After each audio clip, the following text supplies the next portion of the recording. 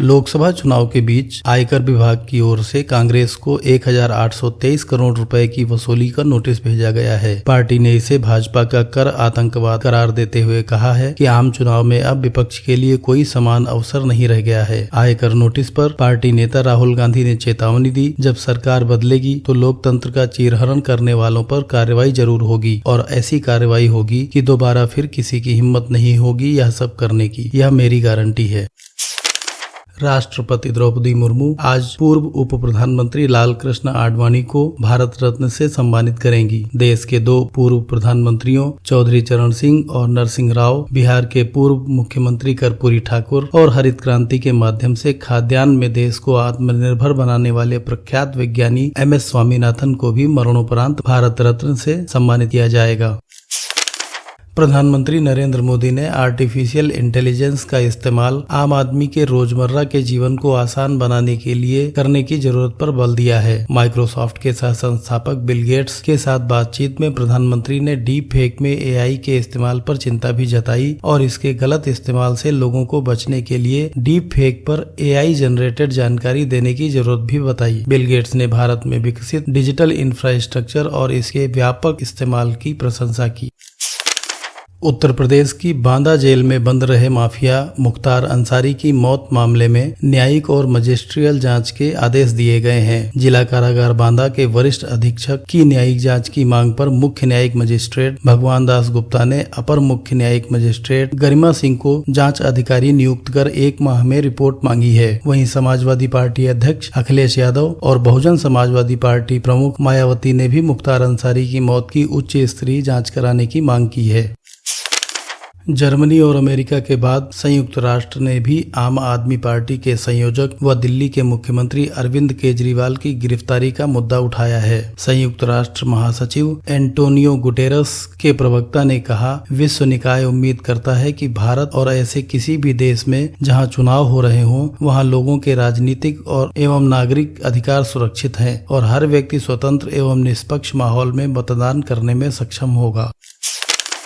असम सरकार ने 4 जिलों तिनसुकिया, डिब्रूगढ़, चराईदेव और शिवसागर में 6 माह के लिए सशस्त्र बल विशेष अधिकार अधिनियम 1958 अफस्पा बढ़ा दिया है। राज्य सरकार ने अधिसूचना जारी कर कहा, अफस्पा 1 अप्रैल से 6 माह के लिए प्रभावी होगा। यह अधिनियम सशस्त्र बलों को कहीं भी ऑपरेशन चलाने और बिना किसी वारंट किसी को भी गिरफ्तार करने का अधिकार देता है। यह गलत संचालन पर सुरक्षा बलों को निश्चित स्तर की प्रतिरक्षा भी प्रदान करता है। एक अधिकारी ने कहा, हाल ही में असम पुलिस ने इन 4 जिलों में एक उग्रवादी संगठन के सक्रिय होने की रिपोर्ट दी थी। इस पर राज्य सरकार द्वारा भेजे गए प्रस्ताव पर गृह मंत्रालय ने अशांत क्षेत्रों में 6 माह के लिए यथास्थिति बनाए रखने का निर्णय लिया है। केंद्र के निर्देश पर राज्य सरकार ने अफस्पा को 30 सितंबर 2024 तक बढ़ा दिया है।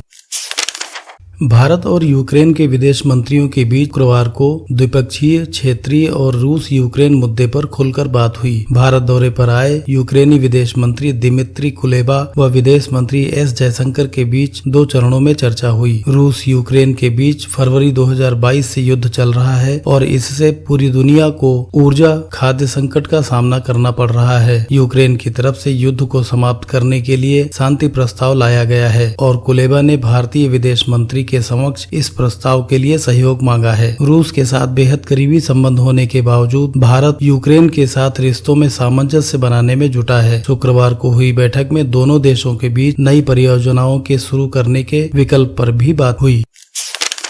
मल्टी सीटर यात्री वाहन बनाने वाली कंपनी फोर्स मोटर्स ने ट्रैक्टर बिजनेस को बंद करने का ऐलान किया है। फोर्स मोटर्स BMW और मर्सिडीज के लिए भारत में इंजन बनाती है।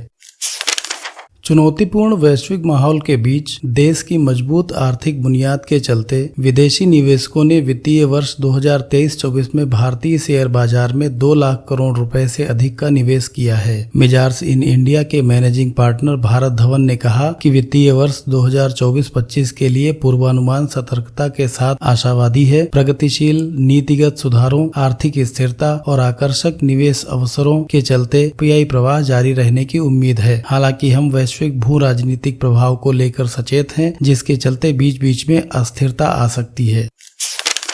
अरब सागर में ईरान के मछली पकड़ने वाले जहाज अल कंबार पर संदिग्ध हथियारबंद लोगों के हमले को विफल करने के प्रयास में भारतीय नौसेना सक्रिय हो गई है। पता चला है कि शुक्रवार को 9 हथियारबंद लोगों ने ईरानी जहाज का अपहरण कर लिया है। माना जा रहा है कि समुद्री डाकुओं के दल ने ईरानी जहाज का अपहरण किया है। जहाज को बचाने के लिए भारतीय नौसेना ने अपने 2 युद्धपोतों को घटना वाले समुद्री क्षेत्र के लिए रवाना कर दिया है। विदित हो कि बीते महीनों में भारतीय नौसेना ने अरब सागर और लाल सागर में कई देशों के जहाजों को बचाने के लिए कार्रवाई की है और उन्हें सफलतापूर्वक बचाया भी है।